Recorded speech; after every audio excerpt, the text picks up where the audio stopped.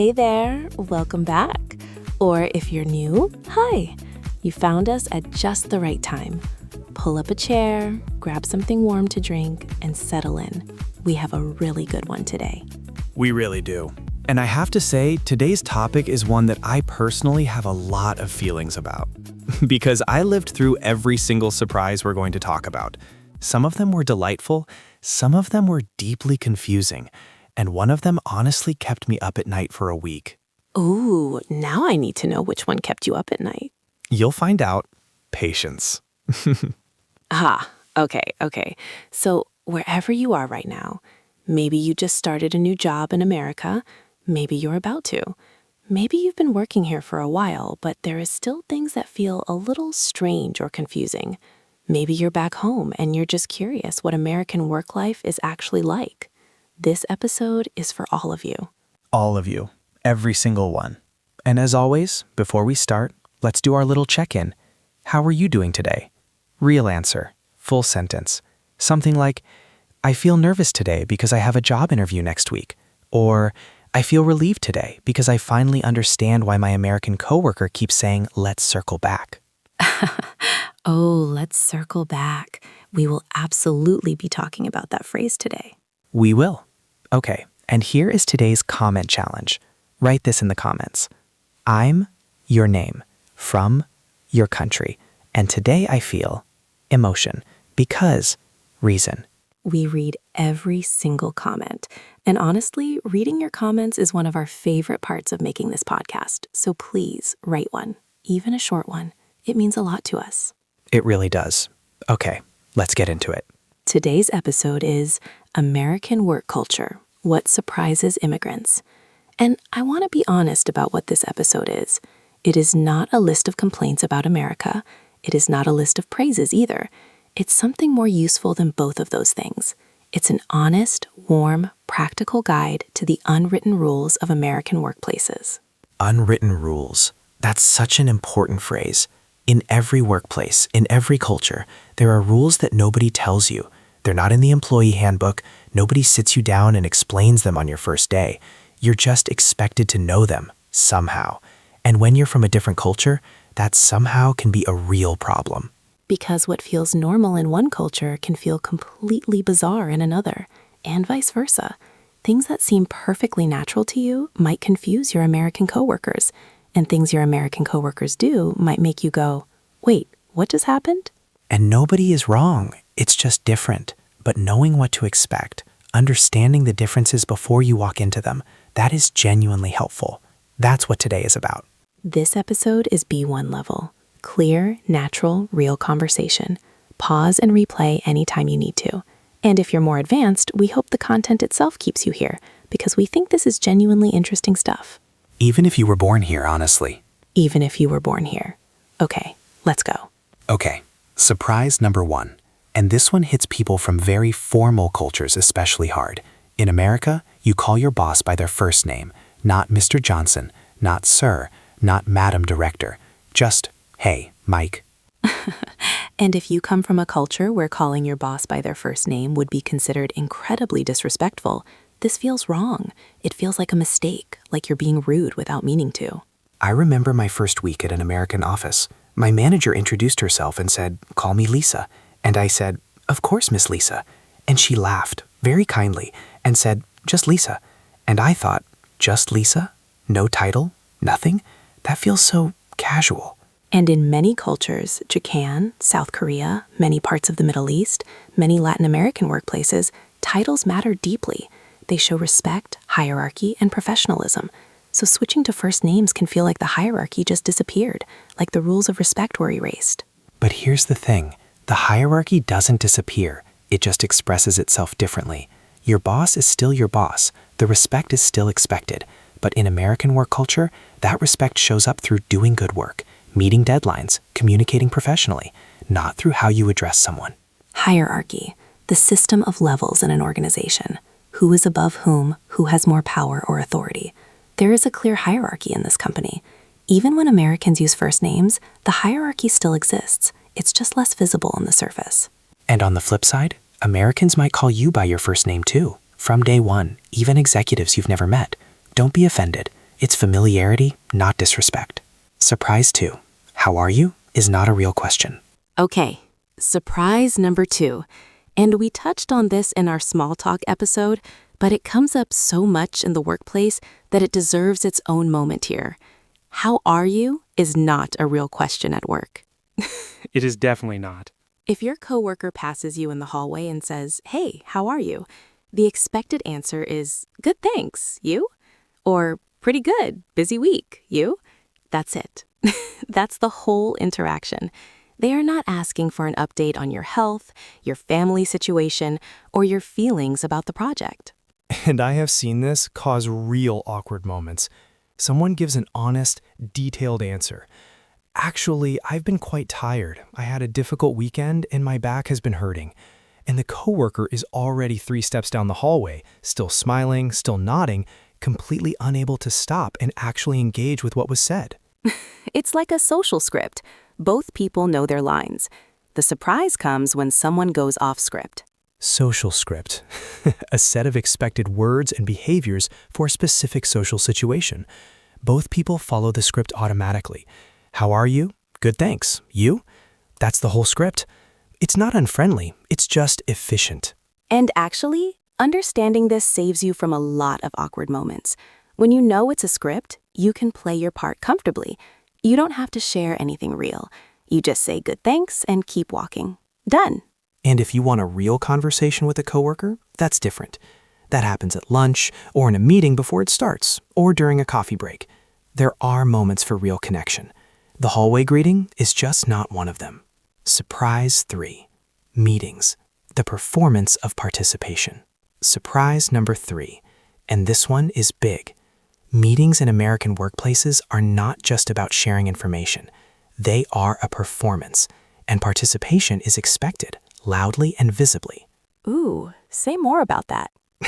Okay, in many cultures around the world, a meeting is where the boss speaks and everyone else listens. You show respect by being quiet, by not interrupting, by absorbing what's being said and reflecting on it. Speaking up might even be seen as challenging authority. But in American work culture, especially in more progressive or corporate environments, meetings are interactive. You are expected to contribute, to share ideas, to ask questions, to affirm what others say, to build on suggestions. The quiet person in the corner is often perceived as disengaged, uninterested, or even unfairly not capable. Perceived. That's an important word here. To perceive something means to interpret it or form an impression of it. She was perceived as shy, when actually she was just thoughtful. Perception is about how things appear to others, not necessarily how they really are. And the unfair reality is that in American meetings, being quiet is often perceived negatively, even when silence means deep thinking. Even when the quiet person has the best ideas in the room, if those ideas aren't spoken aloud, in the meeting, with confident body language, they may as well not exist. That is genuinely frustrating. And it's worth naming. But knowing this, you can adapt. You can prepare. Before an important meeting, think of 1 or 2 things you could say. A question, an observation, something like, "I had a thought about that. Could I share it?" Or, building on what was just said, those small contributions make a real difference in how you're perceived. Building on what was just said. That's a great meeting phrase. It shows you were listening. It's collaborative. It's not confrontational.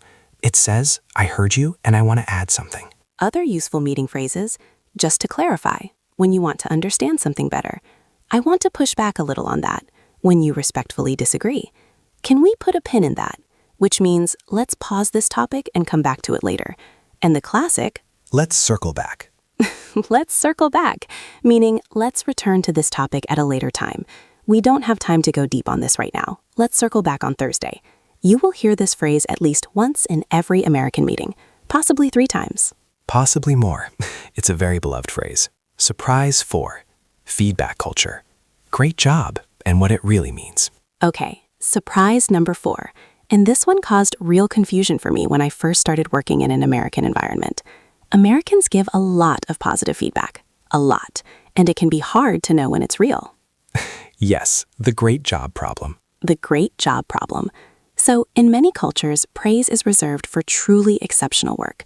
Your manager doesn't say great job unless you genuinely did something outstanding. Ordinary good work gets nothing, and that's fine, that's expected. Silence means things are okay. But in American work culture, positive reinforcement is used constantly. Great job on that email. Love this idea. Really nice work. Fantastic presentation. And at first, as someone from a culture where praise is rare, you hear all of this and you think, I must be doing amazingly. I am clearly thriving. And then you get your performance review, and it turns out things were actually just okay. Exactly. Because the great job for ordinary work doesn't mean extraordinary. It means adequate, acceptable, fine. It's social lubrication for the social machine. It keeps things running smoothly. Lubrication. In machines, lubrication is oil that keeps parts moving without friction. In social settings, it means the small things that keep interactions smooth. Compliments are social lubrication. They reduce friction. They keep the mood positive. They're not always literal assessments of quality. So how do you know when the feedback is real? Look for specifics. Real positive feedback in American workplaces is usually specific. Your analysis in Section 3 was really clear, and I think it will land well with the client. That's real, specific, substantive. Great job by itself, said quickly, is more likely to be social lubrication. And on the flip side, criticism in American workplaces is often wrapped in positive language. The feedback sandwich. You might hear, I think you did a great job overall. One small thing I'd love to see you work on is the response time to emails, but honestly, the quality of your work is really strong. That middle part, that's the actual feedback. The bread around it is to soften the message. Feedback sandwich. Positive comment, then the real feedback, then another positive comment. It's a very American technique. In some cultures, it can feel confusing or even dishonest. Why not just say the thing? But once you know the structure, you can find the real message inside. And you can use it too. If you ever need to give feedback to a colleague, try the sandwich. It tends to go over better. I think your work on this project has been really strong. One thing that would help the team is if reports could come in by Friday instead of Monday. Overall, you've been a great collaborator. See? Soft, clear, kind. Surprise 5. Small talk at work is not optional. Surprise number 5. And again, we did a whole episode on small talk, but the workplace version deserves specific attention. Small talk at work is not optional. It is part of your job, in a way. In a way, yes. Because in American work culture, being likable, being seen as a team player, as someone who's warm and easy to work with, matters enormously for your career. Not just your skills, your personality, your social presence, how you make people feel. And the way you build that reputation? Mostly through small, consistent, everyday interactions. The 2-minute chat by the coffee machine. The quick, how was your weekend on Monday morning? The friendly response when someone shares good news. These things accumulate. Over time, they build something real. Trust. Trust. In American workplaces, trust is often built through relationship, not just competence. Meaning, it's not enough to be good at your job. People need to feel comfortable with you. They need to feel like they know you a little. And small talk is how that knowing happens. And for introverts or for people from more reserved cultures, this can feel exhausting because you're not naturally chatty. You value depth over surface. You'd rather have one real conversation than 10 small ones. Completely valid. And you don't have to become someone you're not. But having a few reliable small talk phrases ready for the elevator, the break room, the start of a meeting, that's not fake. It's just practical. It's the minimum entry fee for being seen as warm and approachable. Entry fee, a minimum requirement to participate in something. Small talk is the entry fee for being liked at work. You don't have to love it. You just have to be willing to do a little of it. Surprise 6, directness, but indirect directness. Okay, surprise number 6, and this one is deliciously complicated. Americans are often described as direct, straightforward, say what you mean what you say. But this is only partly true, and the other part can really confuse people. Because Americans are direct in some ways and extremely indirect in others. And knowing the difference is really important. Direct. Americans generally say what they want or need. I need this report by Thursday. Can you take on this task? I disagree with that approach. There's not a lot of beating around the bush in terms of requests and instructions. But indirect. When it comes to emotions, conflicts, or uncomfortable truths, Americans often become very indirect. They soften, they cushion, they hint. It might be worth thinking about means you should definitely change this. I wonder if we could explore other options means I don't like this idea. That's an interesting perspective. Sometimes means I completely disagree, but I'm being polite. That's an interesting perspective. I have heard that phrase and had to immediately do a full internal translation. It's a whole skill, reading American professional indirectness, and it confuses people from very direct cultures, Germany, the Netherlands, Israel, parts of Eastern Europe, where if someone disagrees, they just say so, clearly, immediately, no cushioning, and that feels honest to them. And to an American, that same directness can feel aggressive or rude, even when there's zero aggression intended. And people from very indirect cultures, many East Asian cultures, for example, can find American directness with requests jarring, too blunt, too abrupt, even when the American person thinks they're being completely normal. It's a spectrum. Everyone is somewhere on it. The helpful thing is to notice, in American professional settings, you can be direct about tasks and needs, but soften when it comes to disagreement or critique. That combination tends to work well. And if you're from a very direct culture, and your American colleague seems offended when you thought you were just being clear, know that this is a cultural moment, not a personal failure. Just try adding a small cushion next time. I see your point, and I also think, instead of, no, that's wrong. Same message, much smoother landing. Okay, word tour time. Slow and easy.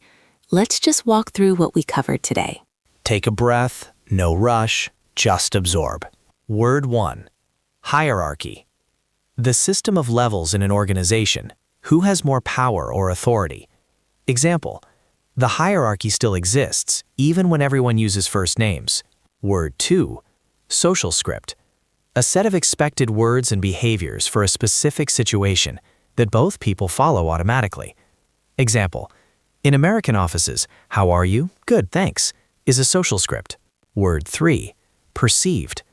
How something appears or is interpreted by others, not necessarily how it really is. Example, being quiet in meetings can be perceived as disengaged, even when you're thinking deeply. Word 4. Circle back. To return to a topic at a later time, very common in American meetings. Example, we don't have time for this now. Let's circle back on Friday. Word 5. Feedback sandwich. A way of giving feedback. Positive comment, then real critique, then another positive comment. Example, she used the feedback sandwich, so the criticism felt kind, not harsh. Word 6. Entry fee. The minimum requirements to participate in something. Example, small talk is the entry fee for being seen as friendly at work. Word 7. Boundaries. The limits you set around your time, energy, and personal life. Example, I've set a boundary around checking work messages after 8 in the evening. Word 8. Read the room. To understand the mood or unspoken expectations of a situation. Example, he read the room and understood this was not the right moment to make a joke. Word 9. Advocate. To speak up for yourself or someone else. To make your case clearly. Example, in performance reviews, you need to advocate for yourself and your contributions. 9 words today. Beautiful. Pick one. Make one sentence. That's the only homework we give here. And if one of these words describes something you've already experienced, something you've lived through at work, we'd love to hear about it in the comments. Okay, that was a full one today. 8 workplace surprises, 9 vocabulary words, and I think some really practical stuff that you can actually use starting tomorrow. Or today, if you have a meeting this afternoon. Ha! If you have a meeting this afternoon, you now have at least 3 phrases ready to go. Building on what was just said, let's circle back. Just to clarify, you are prepared. You are so prepared. And I want to say one more thing before we go. Navigating a foreign workplace is genuinely hard.